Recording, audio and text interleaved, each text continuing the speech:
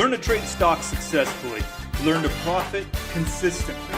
I'm Ryan Mallory, and on my weekly podcast, I'm going to teach you the ins and outs of a complex, ever-changing stock market. You will learn to trade better, trade smarter, and profit bigger. Now, let's go trade. Hey everyone, this is Ryan Mallory with Swing Trading the Stock Market, and I guess I have one question to ask. Is this stock market crashing? Are we going through the same thing we just went through back in quarter four when the market fell like well over 20% within a 3-month period? Yeah, we're back at all-time highs as of last week, but now we've seen pretty much all of April's gains in the S&P 500 completely wiped out. And so today we're seeing a little bit of a bounce. We're seeing a little bit of a desire for the market to hold the 50-day moving average that it's testing today, particularly out of the NASDAQ, which has been by far the weakest of all the indices here to date. With my podcast, I'm usually talking about more evergreen topics, things that you can listen to and think about many years down the road, and they're going to still be relevant. Today, it's not so much, because I know that what people are probably more concerned about than getting more educated about the market is what is the market doing right now, because this is kind of scary stuff. I get it in emails. I get it in people who are just giving up, literally giving up after like 6 or 7 days of trading.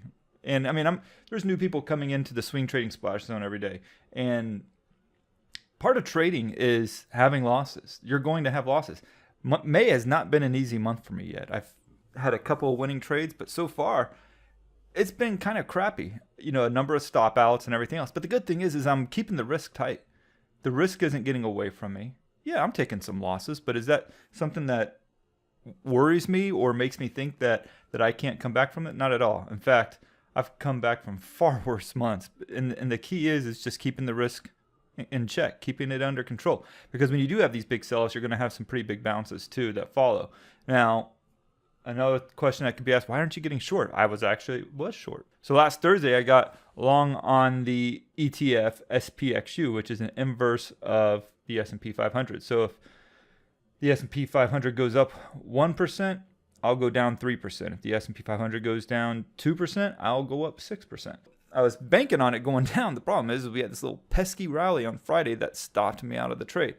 And then, of course, you had the Trump tweet over the weekend, and we were opening up like 40-plus points down. We rallied right out of the gate. So there was no reason for me at that point to get short the S&P 500, though I would have liked to have been short from the week prior. But nonetheless, that's just part of trading. Sometimes you miss a really brilliant trade by just a day or two. In fact, you go back a few years ago, I was stopped out of Lincoln 30. That's LNKD. It's not traded anymore. It was bought out by Microsoft. I was stopped out 30 minutes before on a Friday afternoon before the close.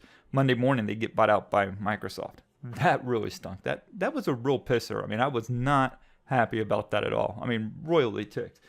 Things in trading are not always going to go by your playbook. They're not going to go always the way you expect them to go. And so May has gone off to the start. It's just been really weird ever since Monday rolled around with that Trump tweet that sent the markets lower. It's been a really hard week. However, the key is to keep managing the risk, to look for opportunities where the risk is really tight, but the reward is really big. And so even today, I'm taking a couple of stabs at trades that I think have a very low risk but high reward payout. And we'll see if that happens. So right now on the month, I'm about 1% down. And do I expect us to keep going lower? I'm not sure. I look for clues in the market, right? I don't see like heavy panic selling. In fact, today, the S&P 500 is down well over 30 points, well over 1%.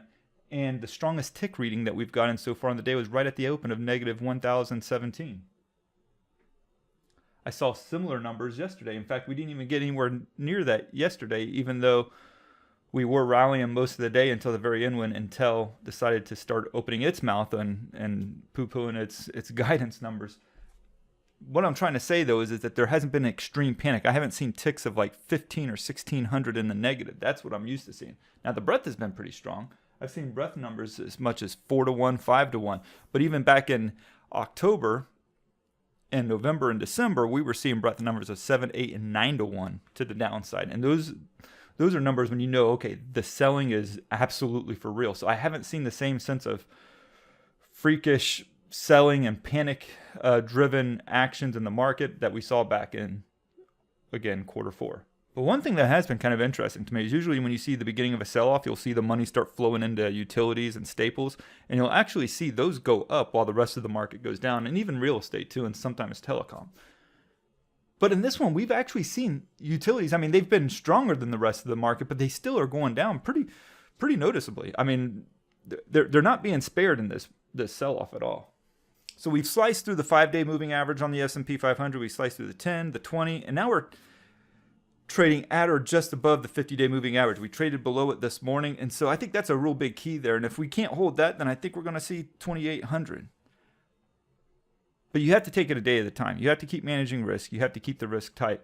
If you don't do that, then you are putting yourself in a position to really take some major heavy losses in this market. So don't be surprised if you take losses in this market. It happens in trading. You're not always going to be on the right side of the market. I'm not on the right side of the market to start this month. And right now I'm trying to get myself back on it, try to make sure that the trades that I make moving forward are the correct ones.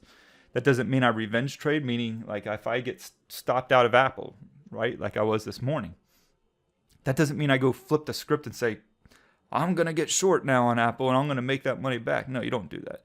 That's revenge trading. That's emotional trading.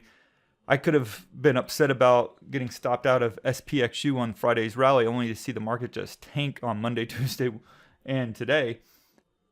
And I could say, oh, screw it. I'm going to go ahead and get into SPXU and make some of that money back that I should have had. Better late than never, right? That's what a lot of people will say. That would have been a bad trade too. You have to take the trading environment for what it is right now, not what it did to you before or what you think it owes you, because it doesn't owe you anything, and it could care less what you got stopped out of before it made another move in the market that might have favored your position had you just held on a little bit longer. With all that said, does that mean that stop losses should be just loosened up quite a bit in this market, or should we keep it very tight? Keep your stop losses tight. I got into TQQQ today. It is off to a pretty good start so far, up about 3% on it. It may not work out for me, but I'm only risking about 1.2% on that trade. That's not that bad, okay? So I've got risk on my side in here, in that I'm looking for a setup that'll give me a substantial profit for what I'm actually risking. So this is going to be a brief podcast today. I wanted to check in with you guys. I wanted to let you know firsthand some of my thoughts on this market, where I see things going. There's actually some pretty good setups out there. There's some good ones in NVIDIA. I still think Apple is probably a bounce play.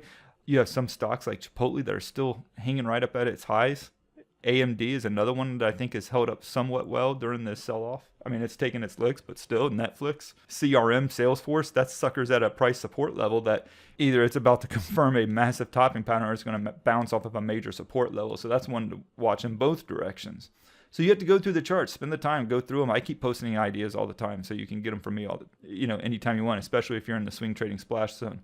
But I also put them out there on the website too. If you have any questions, feel free to hit me up, Ryan@shareplanner.com. I'm always here and willing to take your questions. Sometimes it might take me a little bit longer to get back to you, depending on how many emails I'm getting in. I do try to get to them, but I'm also a trader at heart, so I'm trying to do that first and foremost, while also providing you with the best and latest, greatest trading opportunities that I think that's out there. So again, keep the risk tight.